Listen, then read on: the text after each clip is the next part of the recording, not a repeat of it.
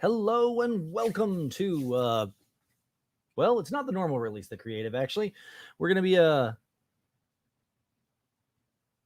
Maggie is running a little bit behind, but I wanted to jump on and make sure that anybody that had come over from TikTok or any of the other places that we had posted about this were found us. So this is our going to Maggie and I are moving from we started off on TikTok. We've been doing Instagram lives for the last few weeks, and here we are now going to be doing YouTube on the Release the Creative, and all of these are going to be stored under a new playlist, the very best bad idea, where we're going to be talking about thought leadership, problem solving, the fun stuff. Basically, the same old Maggie and Kirk conversations. Feel free to jump in on the chat and say hello, throw in questions, comments, concerns, criticisms, or consonants, alliterations, even. Hello, Colin. How are you doing today? We're waiting for our co-host, Maggie in Babylon. She's going to be joining us here in a moment from good old Southern California. But until such time, you're stuck with me, which sucks for you. I'm sorry.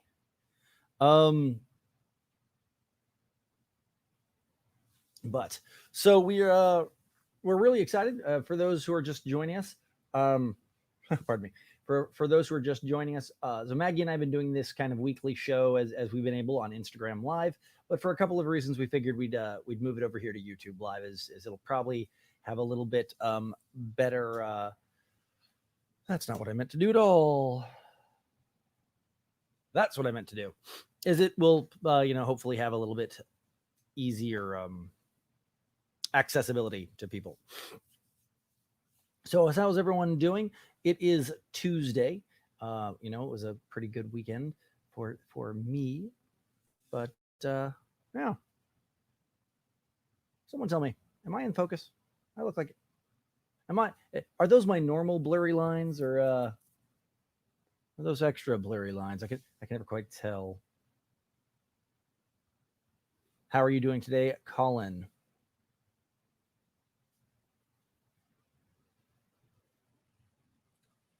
Your grandma, my grandma, sitting by the fire. You guys just got with me waiting, but again, I am here.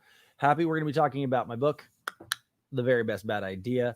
Maggie has been reading that, and she is an awesomely critical individual who will be jumping in and giving us some opinions and the like. So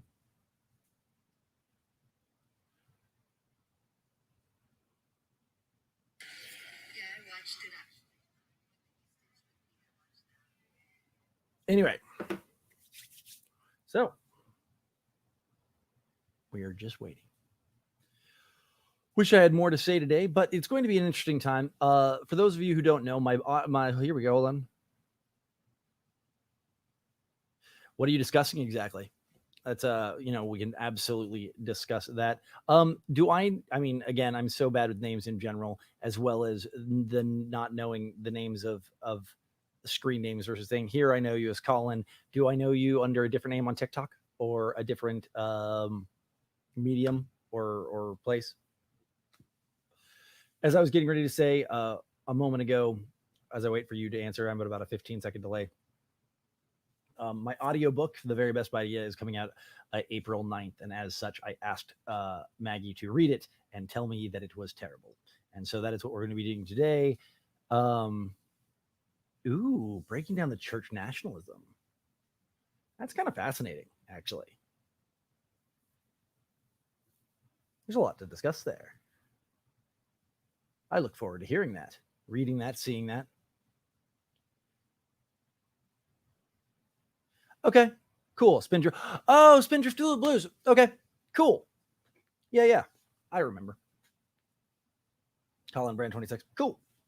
Yeah, no, I was just talking to someone today about the interesting indoctrination of senior companionships, and how senior companionships are a really interesting microaggression within the church. But that, we send people on missions at this young age, 19 to 21, and we put them in companionships, and we assign one of them a senior companion and a junior companion, and then we tell them that is not in the same conversation, but we tell them that their companionships are an effigy or a preparation for marriage and working with a companion. And then we tell one of them that they are better than the other, that they have the more authority, that they are and that's toxic. That's jacked up.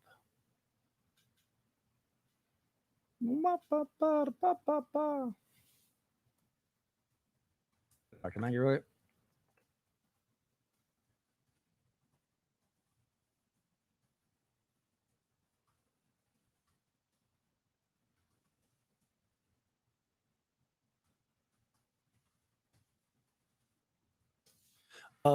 Just messaging Maggie. Yeah, we were talking about the interesting dichotomies of yeah, my brain is just not working tonight. Not working tonight, which is good to be doing a live broadcast when your brain is just like fried. It's been a crazy weekend for me. Unexpected visitors from out of town, but not of the bad variety, like where your mother-in-law shows up out of town, like oh hi, and you're supposed to be excited. No, this was like a really unexpected friend from out of town showed up, and it was great. It was a good time. But have you ever noticed that you end up after a good weekend feeling like more exhausted? You feel like after a really relaxing, good, rejuvenating weekend, you're like, now I need a nap. That's kind of what we're looking at right here. It's kind of where we are at. My grandpa and your grandpa. Here we go. I'm so sorry. No, not at all. Not at all. Let me double check the sound. Can you hear me? Okay. Let me I'm going to move myself a little bit because moving the camera is going to be harder than just moving my body. Okay.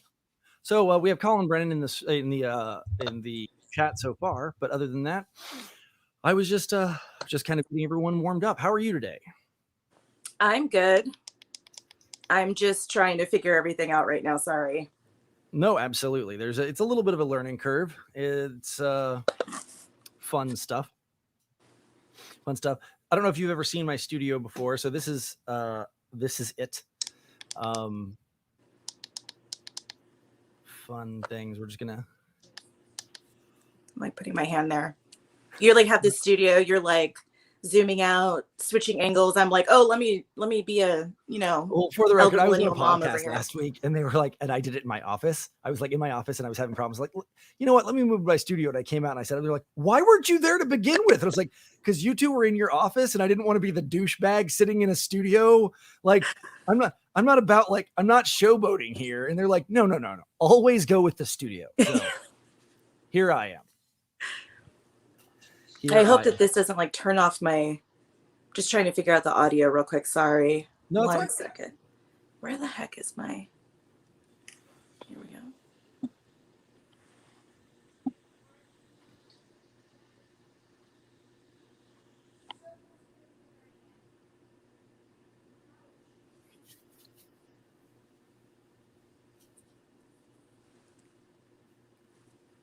How are you doing? I am. So, did you get to is audio working? Everything good? Technically yes, it did. Yep, just did. Can you hear me okay? I can hear you great. Okay. So, last week we talked for like 2 weeks ago, we talked for like 3 hours about kind of everything. So I wanted to ask if you had a specific place you wanted to jump off this week. Anything I did. Pressing? And now I can't remember. I started reading your book. I thought so, and I was going to ask you about that. How are you? What are you thinking so far? I am loving it. I actually took notes, and they're over there on the other side of my room.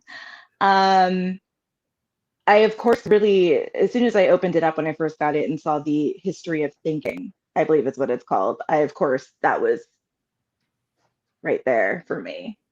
I love that you brought up Charles Beard. I'm sorry, say that again? I love that you're, wait, Charles Beard, right? Yeah. Oh gosh. Yep. Okay. I'm like, did I? No, I just didn't hear it. I was like, who? Yeah, Sir Dr. Charles Austin Beard. Yep, absolutely. I had not heard of him until really digging into this book and like into the writing of it.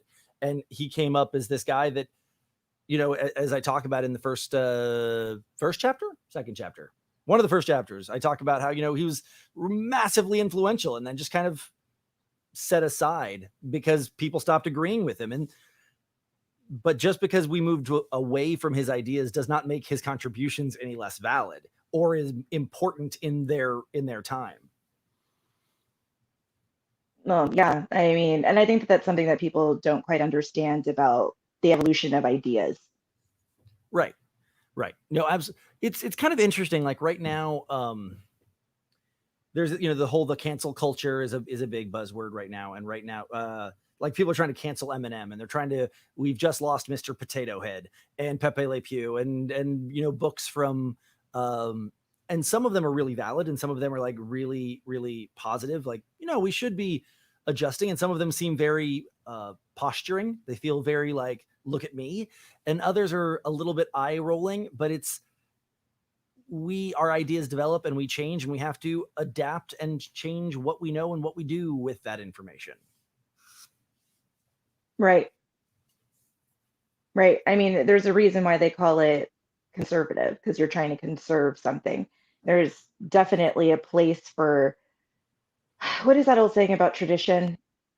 Tradition is stuff that other people, well, actually, okay, you said something about tradition in your I was going to book say the that one in gave my me a book is chuckle. tradition is peer pressure from dead people. Yeah. So this one is completely opposite. Yeah. Tradition is like the lessons, the rules that, old people came up with after the lessons they learned or whatever, which I honestly go both ways with it because that's how I work. But there is something to be said for retaining things, and there's something to be said for throwing things out completely and starting from scratch. But I think that we fail to acknowledge that the latter is actually kind of impossible. Honestly, they both are in their purest form. Like we cannot keep going the way that we're always going. And we also cannot start things over from scratch. We will never exist in a vacuum. We will always Right. have some sort of influence from something. And that goes not just culturally, but personally. Like we can say we should forgive our parents for the trauma of our youth. Sure, that'd be wonderful, but it's still foundational. We can move on from the mistakes we've made culturally, socially, personally. We can move on those, but they're still foundational. And I talk, you mentioned the reference of Dr. Austin Beard, Charles Austin Beard. The whole thing he says, history is important, but if you try to look at history with anything but a understanding that you don't understand it, you're going to misalign it. You can't possibly understand the perspective of those people. You can try, you can empathize, you can research, but they will have a perspective that you cannot possibly understand because you know things they don't, and they knew things you can't know. Well, and it's not even necessarily just a matter of knowledge either. It's a matter of the morality of the time, the ethics of the time, that I think that we get into trouble with presentism. I like that. This is something that bothers me about, you were talking about cancel culture. I have, once again, a middle of the road view on getting rid of Confederate monuments and getting rid of or canceling our founding fathers, certain people. Let's take Thomas Jefferson, for example. Let's take him. Yeah, let's go ahead and get right in. Take him right out. Yeah. Thomas Jefferson was a character. He was a character. He definitely had some bad sides, Sally Hemings, but we can't ignore Thomas Jefferson's nuanced view on slavery either. And this idea that like, oh, it was the bare basics, or the bare minimum rather, and he didn't actually free the slaves, and he kept his own children enslaved, et cetera, et cetera. Lots to unpack there, lots that we don't understand. So one of the reasons why Thomas Jefferson was against freeing the slaves was because the idea at the time was to free the slaves, which sounds great, and send them back to Africa. But you have to remember, at this point, the slaves had been here for a very long time. Right. It'd be like someone knocking on your door and being like, wherever you get that pale skin from, you're going back there. Utah. Like, I would never. I'm so sorry. No. You're going back to Salt Lake with the rest of your kind. Like, yeah, very English. I am about as UK mutt as you can be, and not even all that UK mutt. I am like English on both. Like I have like one New Zealand, like 7 generations back on one side, but I am so English. Yeah, I got my ancestry done. And they were like, it was like, damn you white. It was just, yeah. It was just a blank screen, basically. It was just a white screen reflecting back at you. Yeah. Pure as driven snow, may have been said. Yeah. When we got my husband's ancestry back, he had, I think it was like 1% Middle Eastern. Yeah. But everything else was European. And now that they've like redone their stuff, he's 100% European. But I was like, wow, that's impressive. Okay. All right. And he's got some big percentage of Russian, Eastern European, like almost 50%. Then he's got some big Irish percentage for what he is, you know? Yeah. So I say this with no amount of like, I say this is neither bragging nor not bragging. I don't know like I've read a little bit, but you know, everyone, they say something like 90% of the population has some degree of Neanderthal DNA somewhere in them. I have like 0.02% in there, which is apparently 50% more than average. So like, I'm like, I don't know how to feel about that. Again, it's wait, still so it actually came up on your DNA? Yeah. 0.02. Which is apparently it's a actual recognizable amount from me, which explains why I'm so advanced. Sorry. Like, no, it actually. Oh, yeah. And it really explains that prominent brow. That prominent brow. Yes. What's funny is if you and I are friends on Facebook, I believe. And if we're not, I should be able to pull this up, but I can't because of my computer. In 2007, I got to work with all of the Geico cavemen. And in 2007, I had long hair and I had a full beard. And so there's a picture of me and my current business partner, Jeff, who was on the shoot with me. And it's me, Jeff, and the 4 Geico cavemen. And it's truly disturbing how I look like I'm not quite in makeup yet. Like I have this big mane of hair and this big beard. And you're just like, he doesn't look quite the same, but I didn't remember there being 5 Geico cavemen. No, it was embarrassing. Let me see if I can pull that up. That's amazing, honestly. But yeah, no, on my ancestry DNA, it literally was like 98% UK, 1% 98% UK, 1% Scandinavia, like unidentified Scandinavia, because I have some Norwegian, a little bit of Norwegian, 1%. So 1% Scandinavian, 1% Eastern European, and 0.02% Neanderthal. And then under the breakdown, it's like that I have apparently 50% more Neanderthal DNA than most people. I'm like, I don't know how I feel about this. I mean, yay, but whatever. See, and it's so funny to me because, I mean, my ancestry DNA was like a surprise and not a surprise. It was like, oh my gosh, I found out all these things. That's how you found out. That's how you found out, yes. Right? Oh, wow. Yeah, that's how I found out for sure that I was half Black. As a matter of fact, I opened up my phone, and the first thing I saw, I had actually accidentally clicked on the ancestry email, and the first thing I saw was Nigeria. And that was how I found out. Like, I very vividly remember just my eyes like boom, like clunk right on Nigeria. And I was just glued to that screen. I've heard you talk about it on TikTok a little bit, but like you were in your 30s at that point. You were old. Like, how old were you at that? I was old. I was 30. I was 30. I was going to be 31. Before that you were Middle Eastern. You'd been told before that you were what? Like, how was that? Did you suspect you were half Black? Was that a surprise? Yeah. Was it a confirmation? Like, what was walk me through that. So this is so hard to explain my thought process because I understand it's incredibly weird and it's outside of the normal scope of human experience. Yes. But so I was raised to believe I was Middle Eastern. My mother always told me I was Middle Eastern. My father, the man she told me was my father, was from Jordan. straight off the boat, as they say. And I, around the age of 8 or 9, I believe, my aunts kind of let it slip that my father was actually Black and his name was Bill. And I went to my mother and I asked her, and she got very upset, told me my aunt was lying because she didn't like her, and all of this stuff. And so that started this infighting in my family between my aunt and her two daughters, my cousins, and the rest of my family, where I had people on both sides saying, no, you're Middle Eastern, no, you're Black, no, you're Middle Eastern. And I just went with my mom. I went with the, no, I'm Middle Eastern, I'm Middle Eastern. I didn't think, my aunt is lying to get at my mom. I thought, oh, she's mistaken.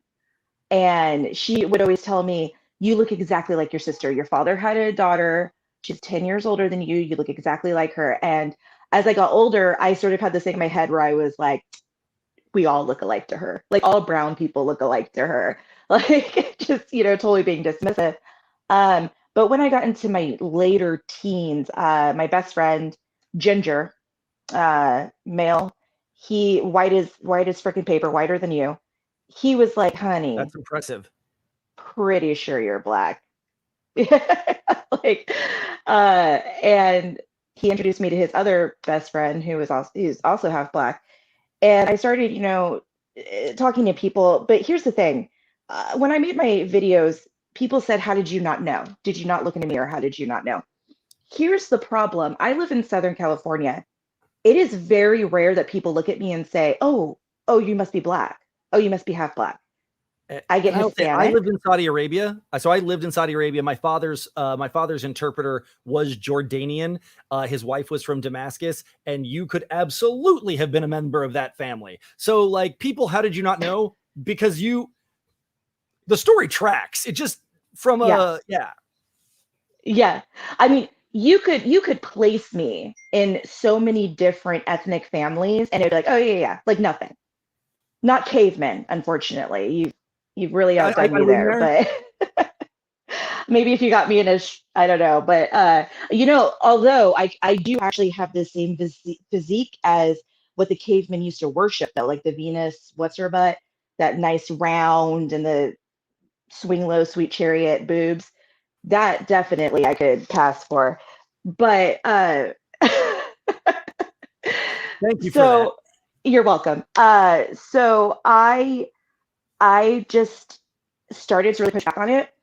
My friend encouraged me to start looking at mixed Black women to learn how to do my hair. I actually have pictures. My hair used to be really bad because I did not know how to do it. Yeah. And I started pushing back on my mom. And around this time, too, I was realizing that she was a pathological liar.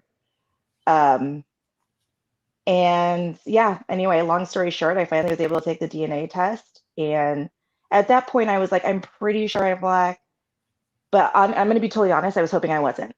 And the entire reason I was hoping I wasn't was because, please, God, tell me this one thing she didn't lie to me about. This one thing that, she wouldn't lie to me about my whole life. Because it wasn't even just, oh, you're Middle Eastern. It was, oh, you're Middle Eastern and your father doesn't want you because you came out too dark. He wanted you to look like me, blonde hair and blue eyes. And so it was like this whole string of lies that had completely, as we were talking about before, changed who I was as a person and informed who I was as a person. And so then I find out, and then after I found out, I think maybe she honest to goodness didn't know. Maybe she honest to goodness didn't know. Then the phone calls started.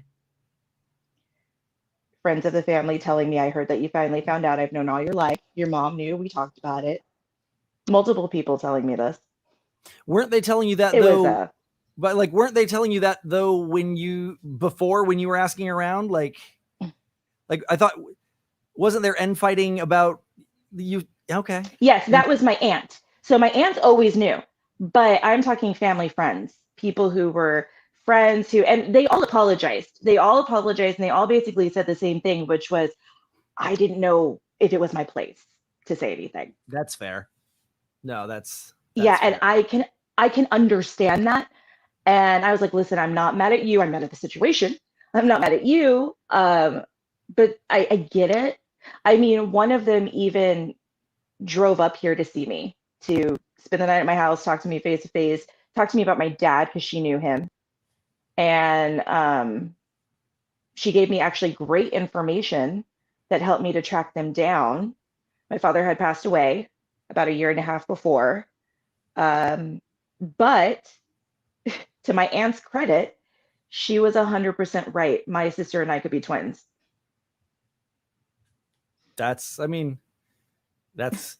So, I mean, kind of going full circle back to the understanding your history thing, you know, both, did it help? I mean, what did it change for you as a self-image thing, for a understanding who you were thing, did it add context? I mean, outside of the mother lied to you, outside of the trauma of that, knowing where you came from a genealogical, from an ancestry standpoint, what did that change? If anything, it's allowed to be nothing. Wait, yeah. Literally everything. So it just things, and it's interesting because it wasn't like, oh, I'm black. Oh, and then, you know, the clouds part, the sun shines on me. Like I have like this moment of realization. No, it's always been like this trickle, and I still get it sometimes. One thing, a big thing, is I've always had issues with my body. I'm fat now. I wasn't always fat, but I always felt that I was, because I'm incredibly curvy. Sounds like I'm tooting my own horn, but like I got that junk in the trunk. I got the, you know, and it took me forever to realize that was normal. There's like a lot of things about me that I didn't realize was normal, that I thought was broken, that I thought was like something wrong with me. The big one being my hair. So I had learned to take care of my hair better in the last like 5 years before I found out. But it wasn't until about last year that I was following some mixed girls who, you know, in their hair, and they were showing, oh, I haven't done my hair in a few days, and my hair is a rat's nest. Like I'm taking out my hairband, and my hair is sticking straight up because it's just a rat's nest. And I was like, I was reading the comments, I was watching this in awe, and I was just like, that's normal? That's normal. That's normal? Like I didn't know that was normal. I thought I was just lazy. Like I would get in trouble a lot because my mother and my grandparents did not know how to deal with my hair. So they tried to brush my hair dry. They tried to run their fingers through it, and they'd be like, why is your hair so tangly? What are you doing to your hair? And I thought that I was doing something wrong. And I didn't realize until literally like a year, maybe two ago, that it's normal for my hair to do that. Like it's what it does. Like I had no idea. It's crazy. No, I can see that. Yeah. Big, huge segue kind of back to, I don't know where to go from that. We've talked ourselves into like this, like, I don't know where to follow up from there. But so anyway, Thomas Jefferson and his slave children. Yes, no, that's what so we're talking about Thomas Jefferson. About knowing where we're coming from. And that's kind of how we got on to the ancestry thing. But back to the Thomas Jefferson and the, like, yeah, he was a pretty bad guy, but he wasn't a bad guy. Like it's back to the Dr. Beard, Charles Beard, where he said, you know, his book in 1913, which is a really long title, and I don't remember what it is. It's like 15 words long. But, you know, he was the first person to kind of postulate, like, and say, hey, our founding fathers were sort of jackasses like you and me. And they had their own desires. They weren't these menschy, wonderful people. They were just people.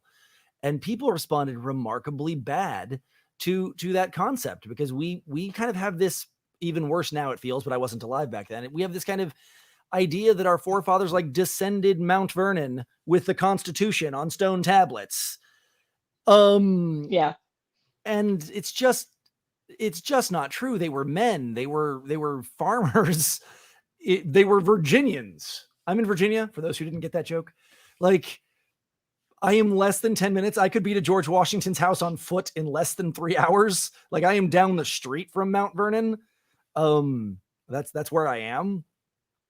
I'm just a few hours from Monticello. I'm a few hours from, I'm close to George Mason's house. Like, I am the Constitution. Okay, but I'm sorry, just real quick. It's Virginia. Aren't you a few hours from everything? You guys are like this big. Okay. No, first off, Californian, shut up. But no, like, if you remove Texas, if you remove the big three, Texas, Alaska, and you Californians, if you remove those, Virginia is you not a smaller, Californians. Yeah. you Californians. Virginia is not one of the smaller states. We're not Vermont. We're not Rhode Island. We're not Delaware. To get down the long end, so I live at the very, very tip of the top. To get to to go down the long edge would take 9 hours in a car. So it's actually, you know, it's not the 12 hours of California along the edge, but it's actually a lot bigger than people think. And I was told size didn't matter, Maggie. Damn.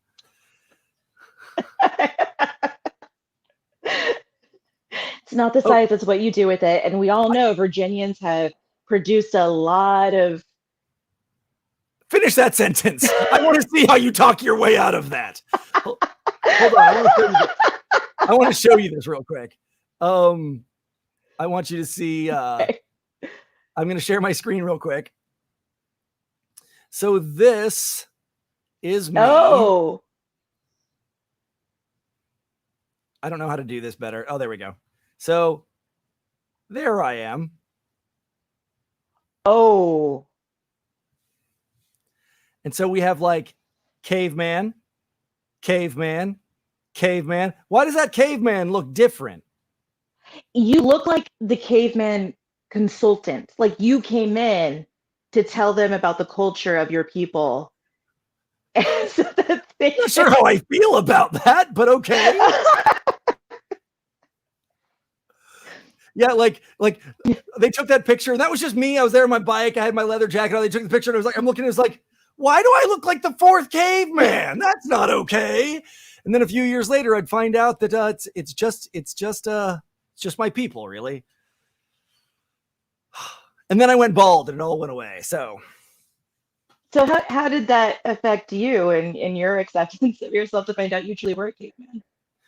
You know, it's interesting. I mean, jokes aside, I will say that in a couple of different ways, like, not that England doesn't have an amazing rich history, and not that Norway and not that I'm Scottish, Irish, English, Celtic. I have all sorts of things, but I was really, really, really hoping, when I got my ancestry DNA, to find something interesting that I could like cling to. But like I said, nope. I mean, they're like pieces of paper in some parts of the world are jealous of your whiteness is basically what it's like. You have, and because it wasn't even like, oh yeah, you're from this Scottish clan or you are from, Norway and you were these. No, I am England, London, 1,000 years back on both sides. I am English.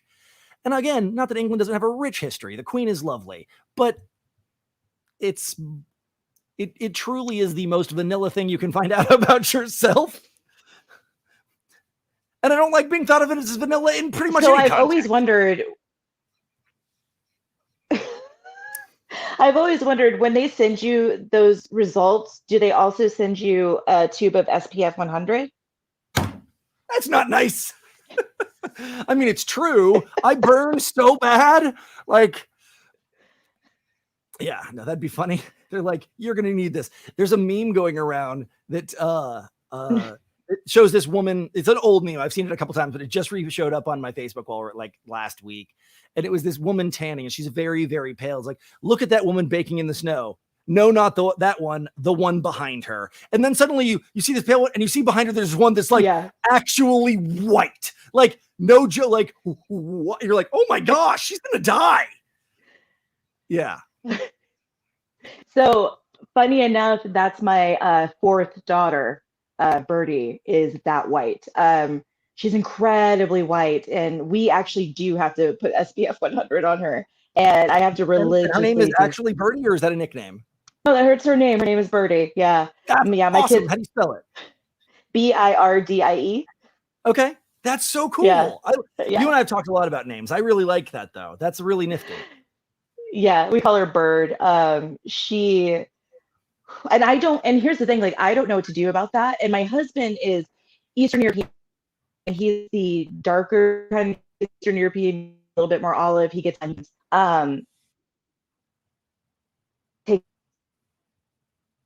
you are my maternal side, white as snow. And that poor thing.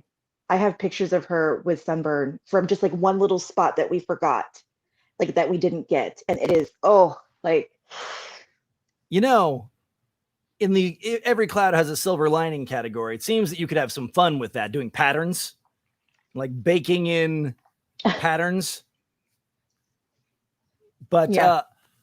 So where did that come from? You are obviously not light, and your husband's Eastern European, the darker olives. Where did you get where did that come from? I have two. I have two very white, blonde hair, blue-eyed babies. Okay. It really does come from my mother's side. So my mother's side is white, and they are so white. My grandfather was raised on the East Coast. He comes from the Dutch stock up there, not the Dutch, I'm sorry, from like the Scandinavian stock up there. His family was in on my ancestry DNA. It says I'm part of the early settlers of New York, which is it actually checks out from the genealogy I've done. They are so freaking white that their hair goes completely white by 18. He was completely white by 18. My mother is completely white. My uncle is like just whiter than white. And that's where they get it. Like my grandfather, God rest him, he actually had dementia towards the end of his life. And my mother was showing him pictures. And every time she showed him pictures of my girls, he thought that my Birdie was her. And her aunt had told us that Birdie looked exactly like her. So apparently Birdie looks exactly like my mother did when she was little. That's crazy. So that's interesting. Yeah. Because my husband doesn't even have blue eyes. We both have brown eyes. That's really cool. I mean, that's fascinating. It's genealogy and genetics and where we're from it's interesting because, again, to go back to the Charles Beer, where we come from matters, and understanding, the history of thought, where we come from, both genetically, socially, and genealogically, and psychologically, like where you were raised, where you consider yourself from, what, pick your trauma, like what foundational, where you came from. And that's, like you said, you were reading the first section. That's what the history of thinking is all about. It's where you come from in all of that stuff, because it matters. It forms us in ways that we don't really even think about, like you, and all the way down to your hair. It's just who you are and where you come from has bearing. It doesn't define you per se, but it definitely informs a lot. See, and that's what I find so interesting. So, two things on this. One, I'm really fascinated by the idea of genetic memory. I think that's what it's called, or genetic trauma. That really fascinates me. I know that we like to pretend that where we come from, our blood doesn't matter, but really DNA does. Like, it matters in a lot more ways than we think it does. But so when I got pregnant with my first daughter, who was the first one who was very white, I was 17. And they wanted me to give her up for adoption. And I was thinking, and we talk about this, her and I, from time to time. So she looked exactly like my fourth daughter, Birdie, very blonde hair, straight, white, blue eyes. But when she hit puberty, this is what has happened to all three of my daughters who have hit puberty. Suddenly, their hair starts to curl. Their hair, and not a wave, I mean curl. I mean, their hair is like mine, except a little thinner. Sure. And her hair darkened up. And I was like, imagine, just if you will. She's this like cute little white girl, blonde hair, blue eyes. Boom, puberty hits. All of a sudden, she's got this crazy hair and it's darkening up. And then she finds me and finds out that she's a quarter black. Could you imagine what that would have been like for her? That would just fascinate the crap out of me. It interests me to think about. No, and it's I was talking, so this quote didn't make the book, but when I was reading, I don't know how far you've read yet. I was interviewing Dr. Peter Thaxter. He's a childhood psychologist, and he works with schools here, helping people with alternate learning styles and ways of incorporating. And again, we talked a lot about this because it was relevant to the conversation, but it wasn't relevant to the final chapters of the book. So it didn't make it to the book, but we talked about, like, latent DNA, things that, a woman who after pregnancy or their hair changes color, like things can activate DNA, not just like male pattern balding, which doesn't super count, but like, yeah, a woman pre-pregnancy and after pregnancy, their hair having a different texture, color, or there are things, there are activating things, puberty being one of them, pregnancy being, basically anytime lots of hormones get released into your system for any particular reason, it can activate or deactivate different markers in your DNA, and your composition is the same, but again, it activates genetic traits and or memories and or features that weren't necessarily there before. And it's a fascinating thing because it is the reason Dr. Peter Thaxter was talking about it, is that it can have applications in learning and gestational diabetes would be another one, like things that happen to your DNA and to your body composition and to your psychology and cognition because of the things that are being affected on the internal and outernal. Outernal is not a word. Yep. External. Yeah. Yeah, that's the one. Although I was recently told that I need to learn English, so maybe I'm wrong.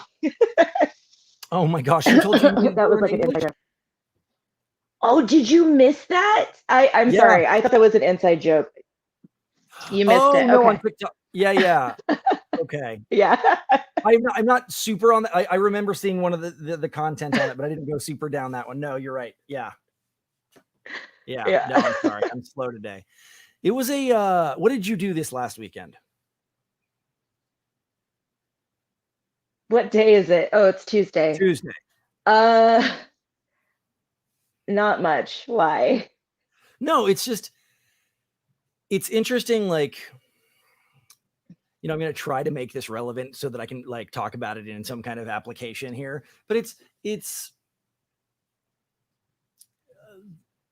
unexpected things just kind of pop up sometimes. And it's interesting how your life can be going one way and things just kind of shift and change and make, I had a friend kind of show up out of the blue, that I was around for the weekend, and I got to talk to them and learn a lot, and kind of it ended up being a really cool, because of the pandemic and all the lockdown, it's been a lot of alone time and a lot of just, we reach out and you and I have become friends, and there's lots of like virtual people, but like sitting on the couch next to someone and talking about stuff virtual can't replace that.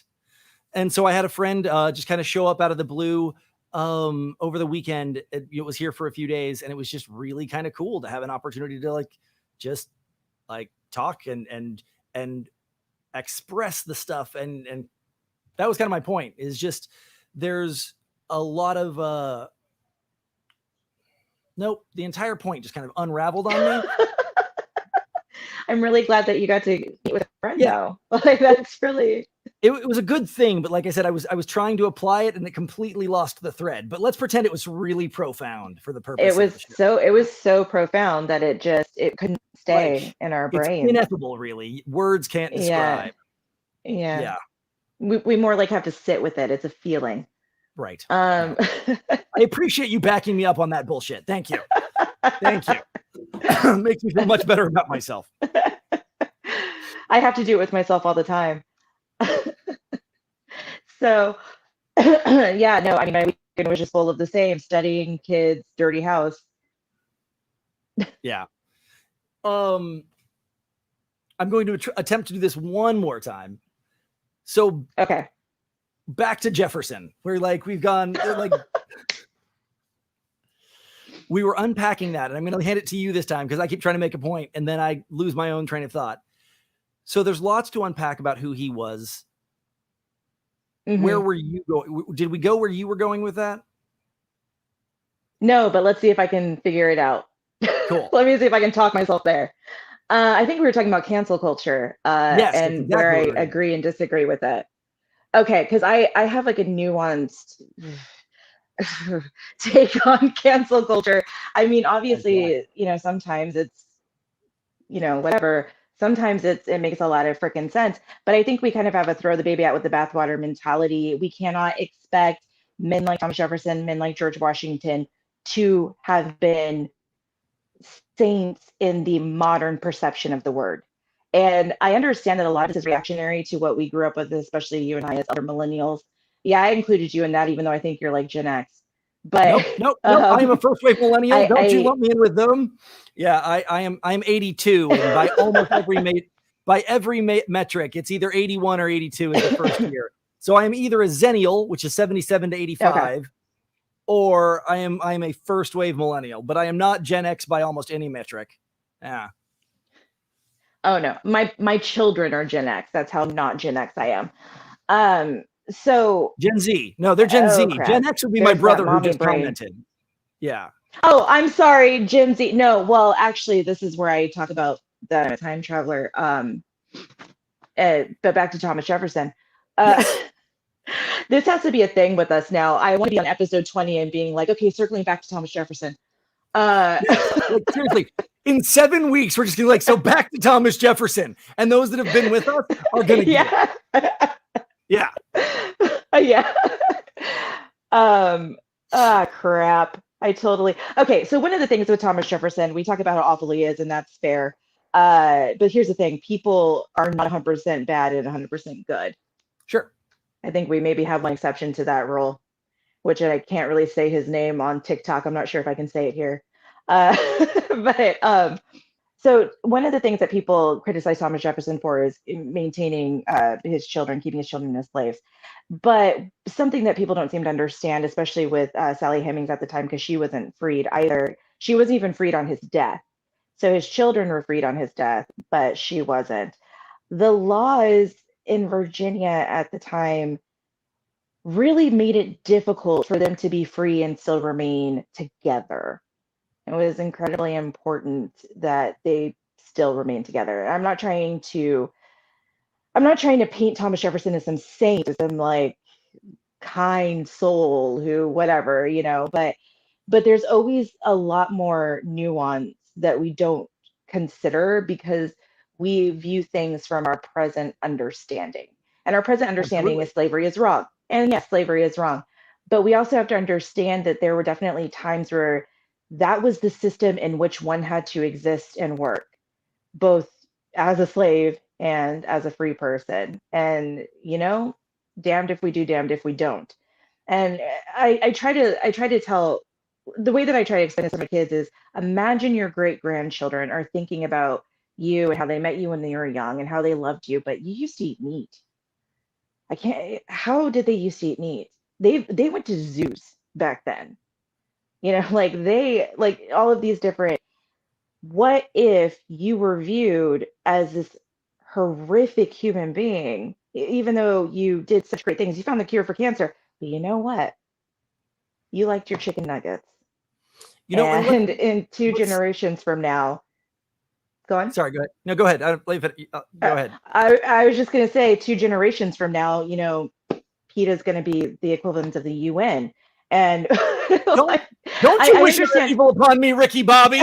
No, don't you? I understand that this is an extreme example, but that's the point. I'm trying to go for an extreme example to show like how crazy this is. It's what is the word I'm looking for? It's a thought experiment. Well, to that end, it's actually really cool. Like we're talking about values and virtues. Like, was Thomas Jefferson a good person or a bad person? Doesn't matter. He was a person. Was Benjamin Franklin a good person or a bad person? Doesn't matter. He was a person. What's interesting is if you stop taking it off of good and bad, virtue and value, and you make it just about acceptance and ideas. So let's talk Isaac Newton. Like good person, bad person, super irrelevant. The man was batshit crazy. He wrote 1 million words on alchemy. He had his own recipe for Sophic mercury and spent more time looking for the philosopher's stone than he did researching physics.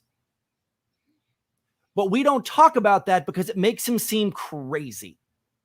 And my point is that we love to, just like we like to cancel Thomas Jefferson because of the slaves. And again, I'm not trying to minimize that, but we love to people say my thing is that, and the whole point of the book, which is behind me, but you can't see it in this shot. It's right there. The whole point is that like whether or not he was good or bad doesn't matter. And whether or not Thomas Jefferson did really good things, he also did really bad things. And Isaac Newton did amazing things that we are still using today. And he also did things that have been refuted and disproven. And there's also things that Cambridge bought and suppressed because they didn't want people knowing the man was a nutcase.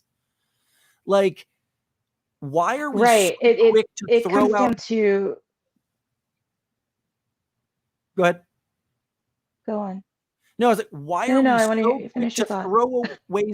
Why are we so quick to throw away people's contributions because they were, like us, really, really flawed? We are so quick. Yeah, and yeah. Sorry, go ahead. No, We are. No, I'm sorry. I didn't mean to. I think there's a lag. I didn't mean to interrupt you. Yeah, no, I think you're absolutely right. And honestly, I think what it comes down to is, I'm going to say it, they're white men. And they've had their time. They've had their time in the sun. And now we need to take them down. 100, really. These are white men. Like, yeah. And see, and this is kind of like where I get frustrated because I am here for making a seat at the table for the other people who contributed greatly to society as we know it today, who did amazing things, that were people of color, that were women, that were, for LGBTQ at the time. I am all for that. But my issue is that we seem to think that the only way for them to have a place at the table is to get all of the people who are already sitting at the table up and out. And the problem with that is it becomes a sanitation of history. It becomes we claim to be really invested in facts these days. We claim that facts are super important. They're not. They're not important. Well, and because we neither choose our is own science. facts. Yeah. Right. And neither is science. You get not to get too political, but you get liberals saying like, oh, the right, they're science deniers. And it's like, yeah, you guys got your own science denying going on and vice versa, and your own fact denying going on and vice versa. It's really not that we value facts. It's that we value facts that agree with us. And so when people are like, I just want the facts in science and in history, rather, I want people to know the facts about Native Americans. I want people to know the facts about POC. I am right there with you, 100%. But the facts about those people who have been unjustly ignored and marginalized and completely pushed out of our history books does not negate the facts about the people who have been there. I absolutely agree that we need to have a less biased view of certain things. Absolutely. Good luck, but absolutely. But unfortunately, people generally, what they want to do is they don't want to get rid of bias. They want to change to their bias of the situation. Right. So really what we need to be able to do when we look at history and historical figures is not have a moral judgment of them or their actions, which is very hard to do, but we cannot have a moral judgment of them or their actions. We shouldn't be looking at Thomas Jefferson and thinking, oh, was he a good person? Was he a bad person? Irrelevant. He's dead. He's gone. What did he contribute to history? What did he contribute? What bad things did he contribute? What good things did he contribute? Etc. And this actually kind of reminds me of Benedict Arnold. Benedict Arnold is someone that I'm always surprised that a lot of Americans don't know who he was, but also kind of not surprised because that was kind of the goal. So I have found I found that a lot of people know who he is, but nobody know, like, they're so wrong about him. He was a really good guy up till that traitor thing. Like, up to that point, he was pretty solid. And there's more to that story than most people are told. Yeah. Well, actually, what I find interesting about Benedict Arnold is what happened after he became a traitor. He was a hero. He was up there. He was a hero. And then after he became a traitor, they basically did something, and I love it, and it just escaped me. It's Latin. Oh my gosh. That's not Latin. No, it's not. It's basically Latin for they tried to erase him from history. They just, I wonder if we have a Latin teacher. Yeah, which, I mean, sorry, do we have comments going and I'm missing it? Oh, yeah, no, we have comments going. I'm sorry. Yeah, we do. Can you not see them? They're on the side of the screen. They're all cussing you out this whole time, Maggie. I can't see them. I can't. Oh no. Oh, hold on. Your view is different than mine. No, we're absolutely getting comments on YouTube. Yeah. Oh. We're live. So I see it now. Oh, hey, Colin. And then Chad's my brother. Okay, I see it now. Oh wow. Oh, hey, Chad. What was I saying? Crap. Oh, I completely cannot remember what it's called, but there's actually a monument where at the Battle of I keep wanting to say Tortuga, but here's the thing. I have that word stuck in my head, and I've had that word stuck in my head for like a week, where everything turns into Tortuga for me, and it's like killing me. I just watched Pirates with my little boy, and so yeah, I gotcha. I'm Tortuga. Yeah, I'm like Tortuga, and then like yesterday, because it means like turtle, and it was in my Spanish, and the sentence that it gave was like mi tortuga llama Margarita. So now I have it stuck in my head like Margaret the turtle, because that's my name. It's Margaret. So like now it's like doubly stuck in my head. I know it's not Tortuga. It was whatever. The one where he lost his leg. He didn't lose his leg, but they had to amputate it later. They actually erected a monument, and they were erecting it, and they had 4 different heroes looking in 4 different directions. But if you look at it, they didn't put one where Arnold was. He was supposed to be there, and they just left it empty. So you have 3 men looking in 3 cardinal directions, and then the 4th man was supposed to be Benedict Arnold, looking into like off into his side, and he's not there, and his name is not spoken. As a matter of fact, the monument for his leg, there's actually a leg statue, and the monument for him doesn't name him. It just says, here a hero lost his leg. It just alludes to him in that great battle where he became a hero. So I said I would only keep you an hour this week, and it's been an hour, and I want to be honored. But at the same time, I want to, I definitely want to have us back next Tuesday where we can continue. And this time we're going to start with Thomas Jefferson, and we're going to stay there. But no, I think it's important. We're talking about all of this is in the context of you're reading the book right now, and we're talking about, but we love the cancel culture of erasing people's good ideas with their bad. And I'd love to talk to you specifically about things like, I was reading not too long ago about how it's literally just left my mind. And this is more of a tease for next week about,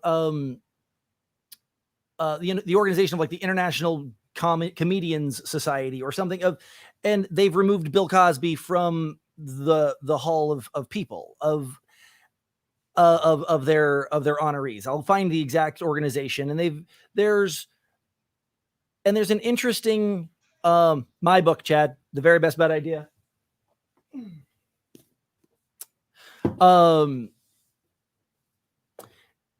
So, everything from Thomas Jefferson, let's forget him because he was a slave owner, to Bill Cosby, who was a deplorable human being. And that's not through the lens of history. That's the lens of right freaking now. He did horrific things. Yeah. And everything too. Pretty universally, even historically, he would have been horrible. Yeah. I mean, there at no point in history through current has what he did even sort of acceptable. So I am by no means saying anything other than that, but like when I was writing the book, people told me to not include Edison because he was a bully, and not include Ford because he was an anti-Semitic, because he was anti-Semitic, and it was like, if I start not including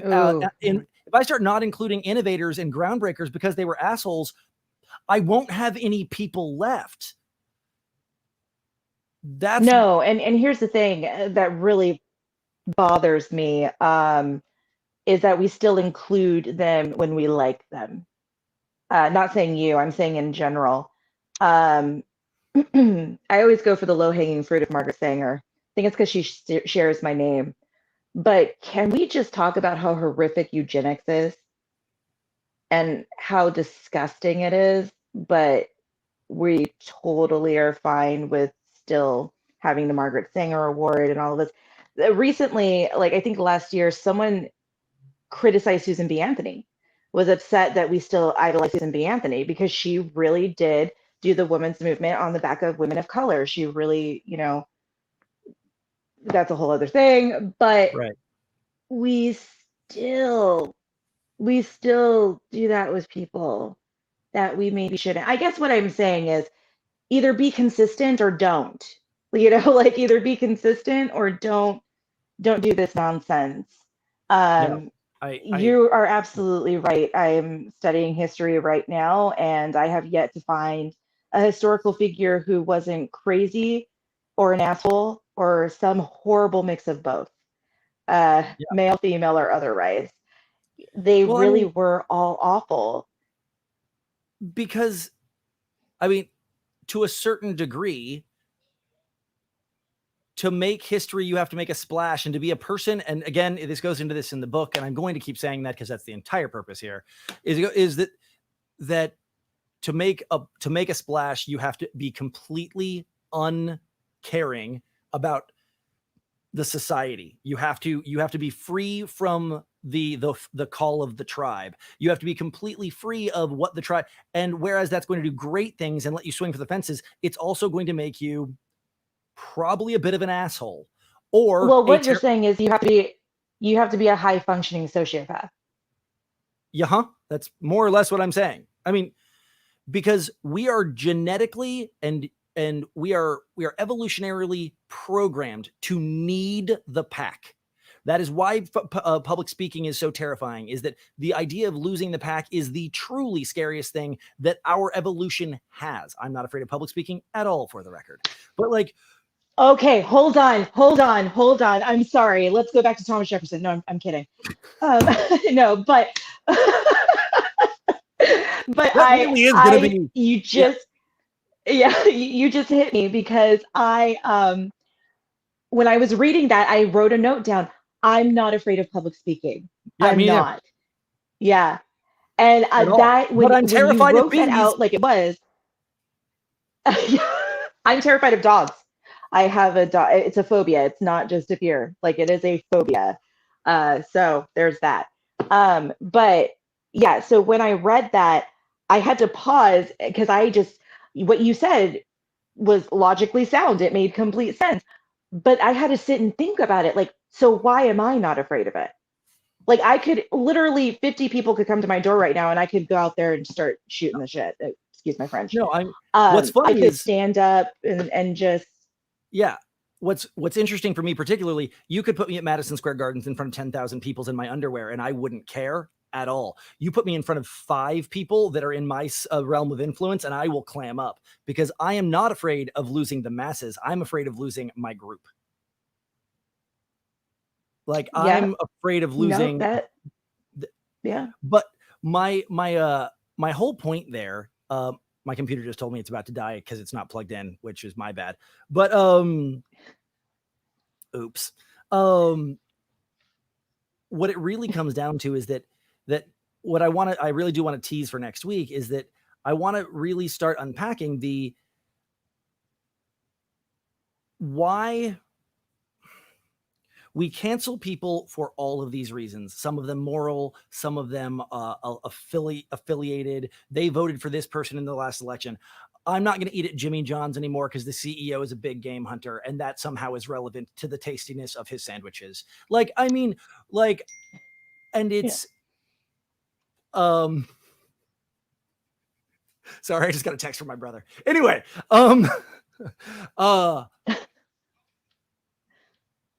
no, it's, why do we do that? And again, my computer really is about to die, so I either have to run off screen and get a plug.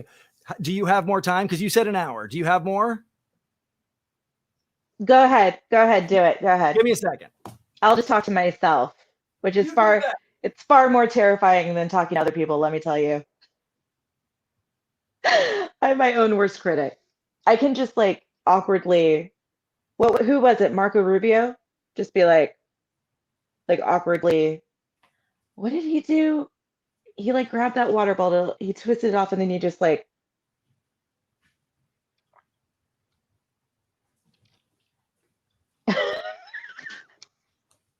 Should I be concerned that I couldn't hear you for any of that? I'm just talking about Thomas Jefferson. I have very little faith in that being the truth. Very, very little faith in that being true. But my computer's plugged in now, so I was like, "Oh, we're only talking for an hour, so I'll be good." But if you're sticking around, I'm not going anywhere. Yeah, I'll stick around. Go ahead. So again, the concept here is that we are evolutionarily programmed to fear nothing more than isolation. We are programmed to be terrified of the group not liking us, because evolutionarily and historically that was synonymous with death. We are not strong, we are not hardy, we are not much of anything, but we are very tactical and we are group hunters. If you went from being hunter 3 of 5 in the Mastodon party to being out on the tundra alone, you were going to die.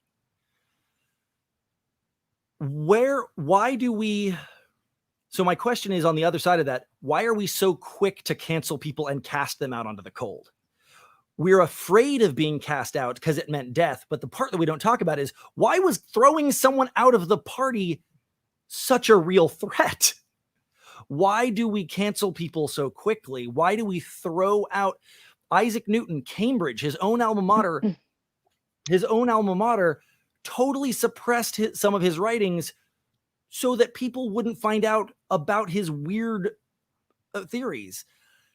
People think that we are canceling pieces of history because they were human. Why are we so prone to completely throw out everything good because of perceived or out of context slights? There you go. Loaded question. Go. Okay. I have a few thoughts on this. Please. I really think that it comes down to who we're talking about, who we are. I literally mean the human race. I do. Okay. I literally mean we as sapiens. Yeah. So really what it absolutely comes down to, in my opinion, as not a scientist, I hold no degrees yet in anything. What it comes down to is preserving not just the tribe, but the culture that has brought success to the tribe. So if someone is a threat, we're going to want to kick them out. We're going to kick them and let them be lion dung, right? Right? We're going to do that. Yeah. So as we evolve as people, the threat starts to look different. And I think that this is perfect for how we view people in the past. The threat now looks different, and we push those people out, and we have to show that they are not acceptable, so that they are no longer deemed worthy of repeating, if that makes sense. Worthy of imitating. Sure. Is that the word I'm looking for? I don't know. You're like, yeah, sure, whatever, go on. That's So a word. Yeah. We look to yeah. We look to these men and we see the example of horrific things that they did, and we would like to not repeat that. So how is canceling it whitewashing? So you had mentioned something earlier, back when we were talking about the race and the mixed race thing and your history, about your feelings about cancel culture of Confederate generals. I am less than a mile from Jefferson Davis Highway right now. I am in Northern Virginia. General George E. Lee, General Lee High School was a competing high school to me. I am in the capital of the Confederacy. All those conversations are happening where I am. And you said you had some interesting, like, kind of mixed. Should we be canceling that? Yes. Okay. So my knee jerk is going to say, if it has to be a yes or no, yes, but. So here's the thing. This is actually what really grinds my gears about the Confederacy love. Okay. I actually just wrote a paper about this. It wasn't a full paper, but the question was, who won Reconstruction? Okay. Reconstruction, not trying to explain it to you, just trying to explain it to anyone who's wondering. Reconstruction is what happened after the Civil War. It was when the Union, the governing body, decided we need to rebuild what we had and hopefully return things to normal, which never happened. So the question was, who won? Did the Union win? Did the Confederacy win? Did America? Like, who won Reconstruction? Pick someone. My reaction, my answer, hands down, was the Confederacy one reconstruction. And I actually used the modern love of the Confederacy and the Old South as a sort of romanticized thing for so many people as how they won. They definitely won the staring contest. The Union blinked first. And so on that side, what really grinds my gears about it, even take slavery out of it, take all that bad out of it. Why have we, as America, the winner, why have we allowed traitors to continue to wave their flag on our land? Why have we let traitors continue to worship at the feet of these monuments? It makes no sense. Let's do that with King George. Let's start waving the British flag. You know what? Let's start So we're clear, waving the Japanese. I'm in Prince William County, and King George County is the next one over. So continue. I know. Yeah. No, but the thing is it's a little bit different though, because we look at the Confederacy with such romanticism. The South was such romanticism. I mean, actually, my favorite movie is Gone with the Wind. Hands down, favorite movie. You couldn't pay me to watch that movie again. Like, well, this had been fun. You and I just had our first fight. I will talk to you. Yeah. What's funny is I'm a filmmaker, went to film school. I did some hard time in Tinseltown, and I will say that I do not understand The Godfather, and I utterly despise Casablanca and Gone with the Wind, and that is 3 of the top 5 on every single film list. I don't like Casablanca. I've never seen any of The Godfathers, and Citizen Kane was a yawn fest until the very end with that last scene, which completely made the movie. That last scene is what made this is our second fight because I love Citizen Kane. Like, I watch Citizen Kane recreationally. I love Citizen Kane. But actually, Tabitha Donahue has actually made a couple of comments that I want to talk about really fast, because she says, it makes me wonder what transformative restorative justice could look like in our culture. Is it possible? For example, after the egregious genocide in Rwanda, they've practiced restorative justice. What could that look like in the context of what you're talking about with the Confederacy? And, you're right. They were traitors that on paper lost the fight. Other than pulling the monuments down, which is in the process, what does restorative justice look like? Is it the 40 acres and a mule? Is it, what does that look like? See, and the problem is like, what are we talking? Are we talking about woulda, shoulda, coulda? Or are we talking about right now? Because at this point, it's kind of beyond restorative justice. So at this point, it's no longer restorative justice. Because in my opinion, restorative justice is when you, and I understand that this is not necessarily the definition, but it's when you have a broken bone and you set it and you put it in a cast. Okay, like that's restorative justice. You correct the bone, you put it in a cast. At this point, we have been walking on this bone for 200 years. Sure. We have to re-break that sucker before we can even set it and put it in a cast. So I think it's going to take a lot before we can even get to that point, unfortunately. Okay. So Chad just asked, how are we related, and that Citizen Kane is mating. So I was assuming that his how are we related was saying that I liked Citizen Kane. Is it that you like Gone with the Wind, or because of the delay? I'm not sure what I said to ping him. We'll find out, I suppose. No, and to be fair, Citizen Kane, I was watching it expecting it to be like this, oh my gosh, and I was watching it, I was like, okay. And here's the thing, I like boring movies, okay? I'm that person. Boring movies, yeah. But I was watching it kind of like, okay.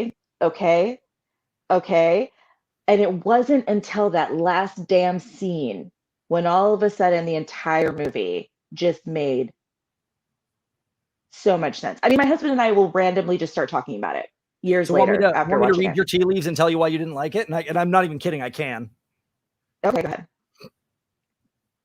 Every single shot from the very beginning through the very end of Cliche, the reason people are so bored by Citizen Kane, and I've had this conversation, they're so bored by it because every single shot, every shot pattern is so beat to death and so cliched. And then you realize that he set Citizen Kane is what started it. Like the shot patterns, it is so rote and so methodical and so overdone, but it wasn't when he did it because that's the movie that set those standards. The people that talk about Citizen Kane being boring are referring to the fact that it is so overdone and cliched, but it was the original. Yeah, you may very well be right, but you actually just reminded me of something that might be funny to you. It's a story I have about my kids. Okay, hit me. Okay. My kids love, they're little filmmakers. They love to make their own movies and edit them and do all of this stuff. And they have been Kids since they after were my little. own heart. Continue. Yeah, and so actually I've been wanting to talk to you personally about that. You got to remind me because there's something going on with that. Anyway, Yeah, hit me up. so so they were showing us how they edit it and everything.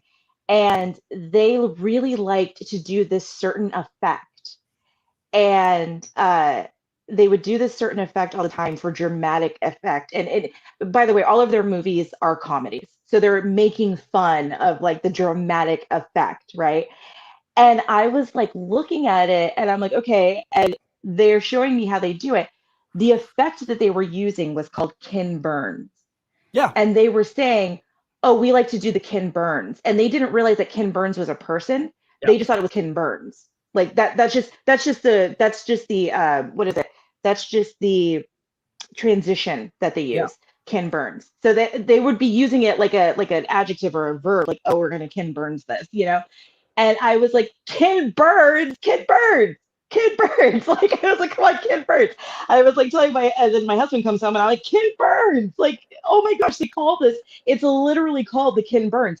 That cracked me up. That it's literally called the Ken Burns. Yeah. Like Ken Burns is literally a style of editing now. And then of course I made my kids sit down. Yeah, and I of course made my kids sit down and watch it. Watch a documentary. I can't remember which one, but what documentary did you make them watch? Oh no, it was Civil War. I made them watch the Civil War one. Just one thing of it. See, my husband is an old man. He like that's what he does at night. He watches Ken Burns documentaries or World War II in color. Like that's what he does. Like so to us it was incredibly funny. But the thing is that and I don't know if I'm alone in this, but this is actually why people of New York, I believe that humans of New York annoys me because all I see is Ken Burns. It's like the written version of that Ken Burns transition to me. It's the whole like, dearest Margaret, the war has taken us, you know, like it's like that whole thing. But instead they're talking about pigeons and when their grandfather immigrated to New York like in 1917. It's like, okay, I don't know. But it just made me think of that, what you were saying about how I almost said Orson Scott Card, how Orson Welles is the one who.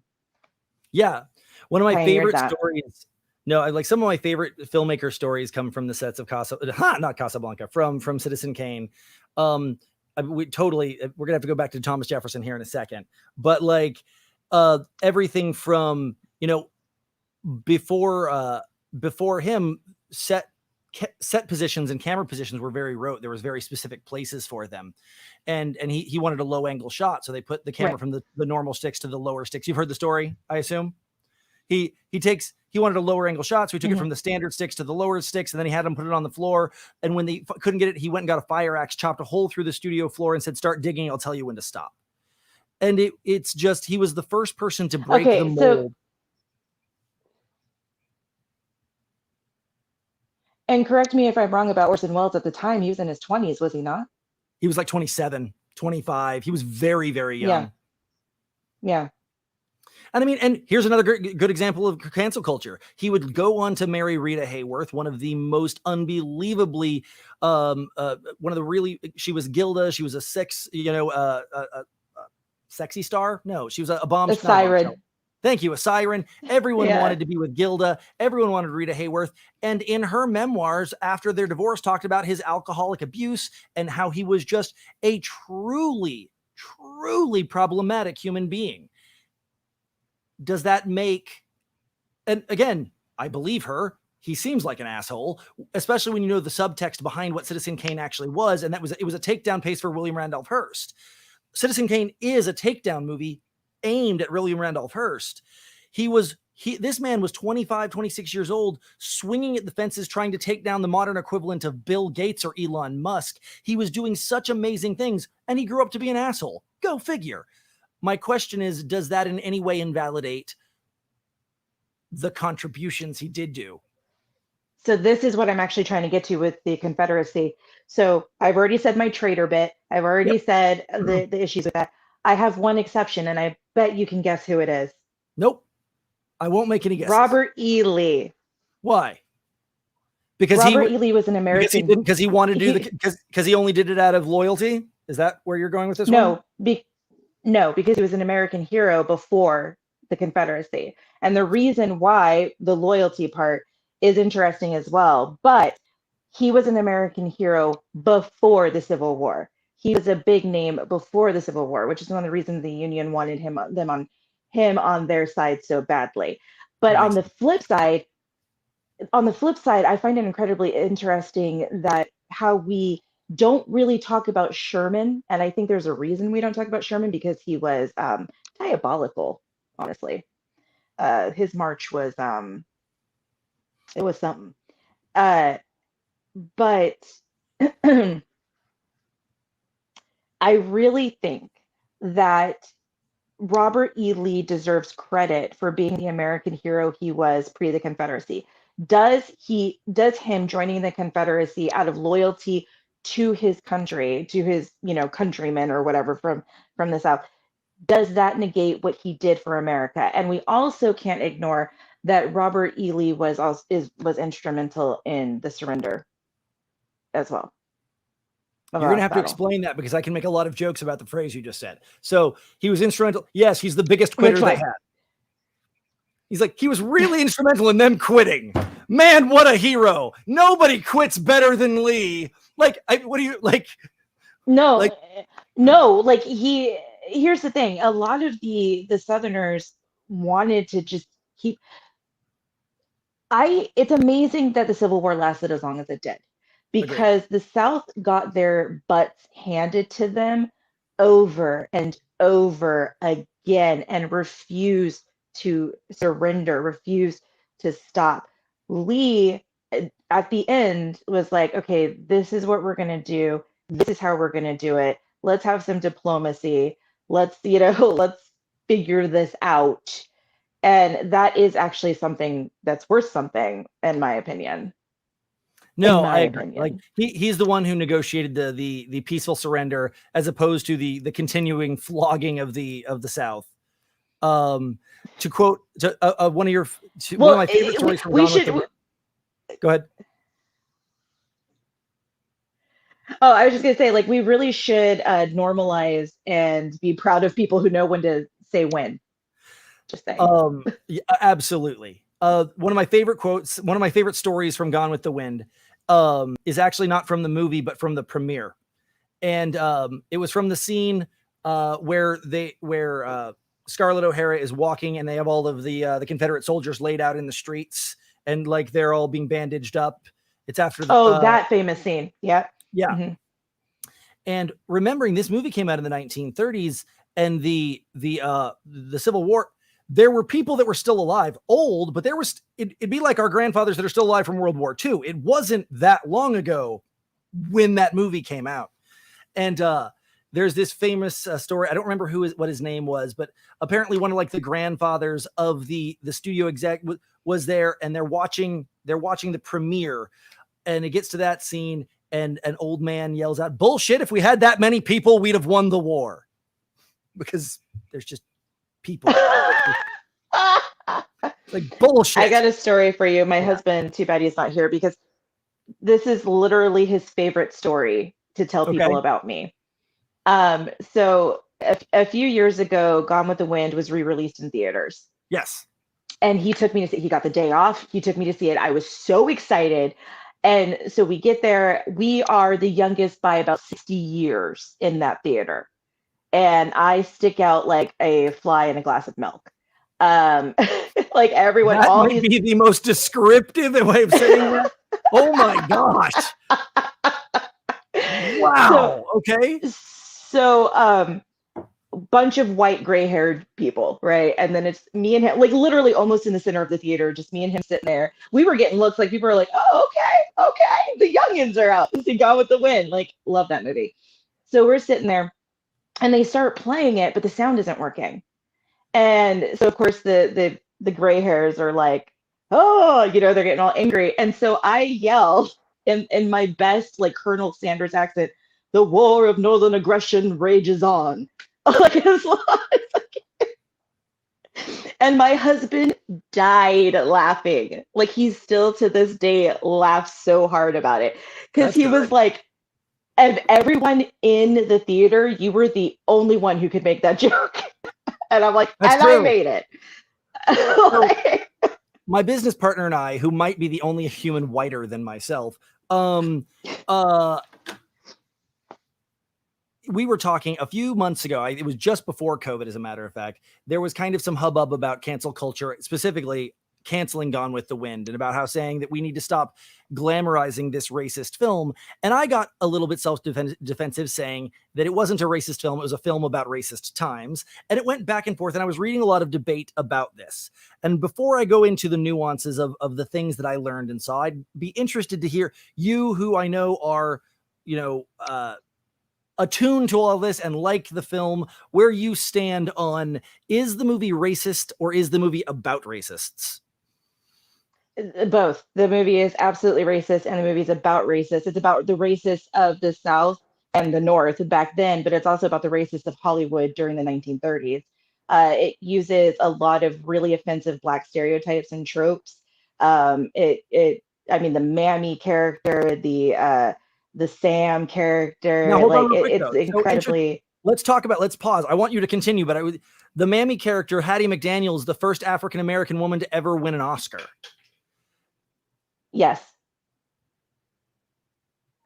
And expand. So with that in mind, expound on that. Okay. So she was still okay. And I have to say, the Mammy character was way better than the field hand characters, who were like absolutely like the comic relief, like the stereotypical. I mean, it was basically white guys in blackface. With but the script writers had their hands up their butts and were puppeting them. Like that scene where it's like quitting time. I'll tell you when it's quitting time. Quitting time. Like that's like completely racist. It's right up there with the Dumbo Crows, or Song of the South. Like it's incredibly racist. Mammy at least had a little bit of dimension to her, but she still had a lot of those stereotypes. The way that she spoke, what she said, the way that she chastised. Here's the thing, though. I mean, these stereotypes do exist for a reason. There definitely was that old Mammy and all this stuff, but we also can't ignore that Mammy figure, even the stereotype, is still used by white people as like, "Oh, I remember my Mammy," like that whole like, "Oh, I remember when they were in their place," and it's still problematic. So I watched that film and I definitely cringe at the racism. But the thing is I watch it and I think, oh, this is a racist film about a racist time. But I don't just think this is about the Civil War. I think this is about 1930s Hollywood as well. Okay. I had a question in there and I can respect that. So to that end, so Gone with the Wind, Aunt Jemima syrup, Uncle Ben's rice, these should we be getting rid of these? Should Mr. Potato Head like this cancel culture that is being where should the buck stop? I mean, it's a great film that, for the record, I hate the film for so many reasons. But like, what should something from history be sacred? Or again, there's so many ways to take this, and I've heard every argument, and I'd love to hear yours. Facts in history should be sacred, but we need to stop. We need to stop considering what we teach about history, what we research in history, what we know about history as being a reward for that thing. We seem to think that if someone writes a book about, Himmler, that we're praising him. I remember when Trump won Times Person of the Year, people were outraged. Hitler won Times Person of the Year. Times Person of the Year isn't an award for being an upstanding citizen. It's recognizing the most influential figure of that year in the world. And that fit for Trump for the year he won, and it fit for Hitler for the year he won. And we need to recognize history as that. History is not the Oscars of time. It is just it should be an unbiased record of the people, places, and things that have occurred in the past. But instead, we view it as something like, oh, well, this person's worth remembering because I liked them a lot. So I like serial killers. They're not. Are you familiar with the comedic genius that is Daniel Sloss?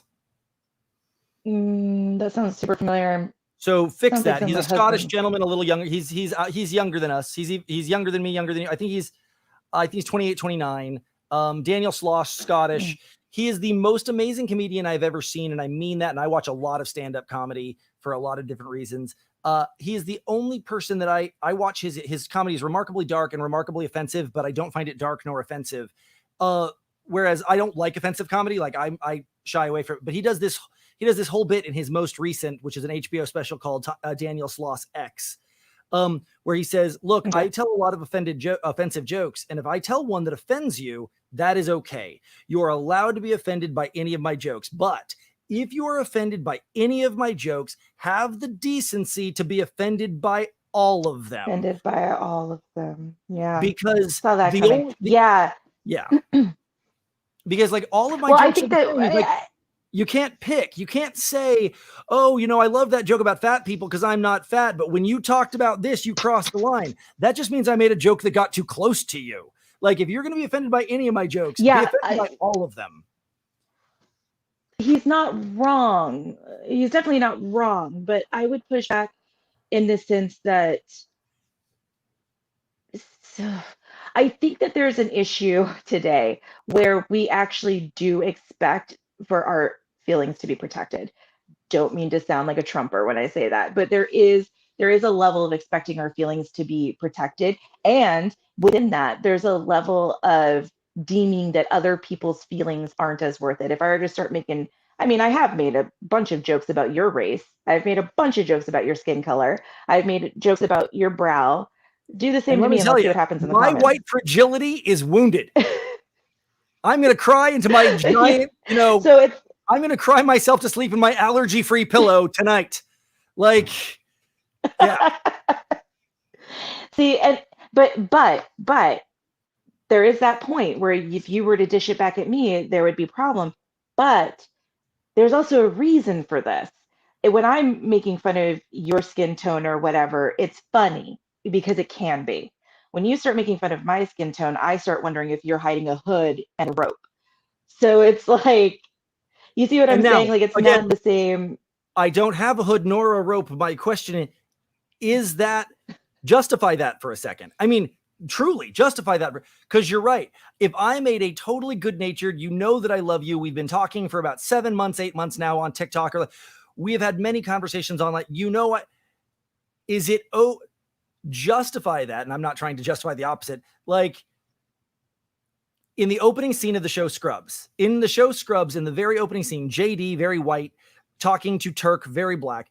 He says, hey, he's like, hey, Turk, in a lot of hip hop, in a lot of urban music, they use a particularly aggressive racial slur, the N-word. And he said, if I'm singing along to these songs and that in any other context, I would never say it, am I allowed to sing along? And Turk's like, no, you're not. You're not allowed to sing along.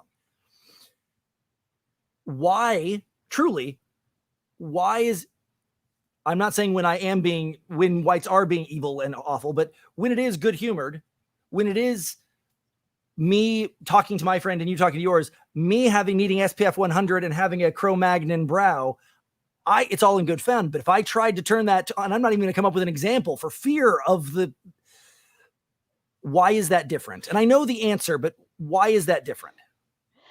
Well, back to Thomas Jefferson on this one. Yes. No, but seriously, back to what we were talking about before with context, with things not existing in a vacuum, things influencing things. When I make those jokes about you, there is no historical context of my people lynching your people, enslaving your people, beating you to death for whistling at a white woman who you didn't even whistle at, or a brown woman, I should say.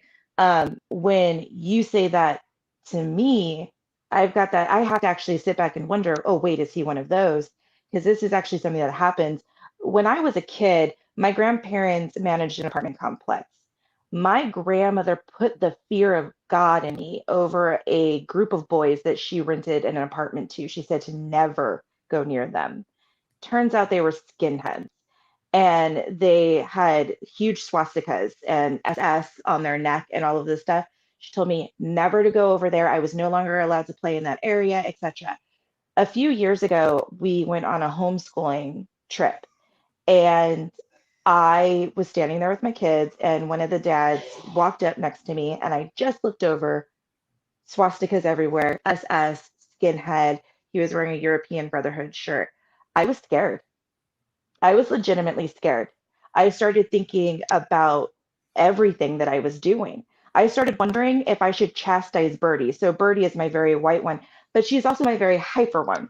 She's the one that I yell at a lot because she's off doing something crazy. And I started thinking, what if I say something to Birdie? Is he going to have a problem with that? And I started worrying about when my husband showed up, what was going to happen. And they did almost come to blows. When Rob finally did show up and saw that guy, he immediately went on the defense. He didn't say anything to him, but he made sure that he separated me from him, because he also grew up knowing skinheads like that and knew how they were. That man spent the entire time mad dogging me, mad dogging my husband, the kids. It's terrifying. And I think that people don't realize that. I grew up knowing, because unfortunately my cousin's best friend at the time was killed by men like that. He was a white boy, but he was defending his Hispanic friend from a group of neo-Nazis who curb stomped him. So I grew up knowing that that was a thing that could happen. And so when I see that, and when a white guy makes a joke like that, I don't know if that joke is going to turn into I'm on the ground. You know? That makes sense. Maggie, it's been 90 minutes. I do actually have to go this evening, but next Tuesday, we're back to Thomas Jefferson. Next Tuesday, we will get back to Thomas Jefferson. We will get back to Thomas Jefferson. This is awesome. I'm loving this. Let's keep doing it. And thank you for joining. And like I said, I'm gonna build this out a little bit more as we progress, and we're gonna get rid of all the kinks. I will see you next week. Okay. Bye. See you next week.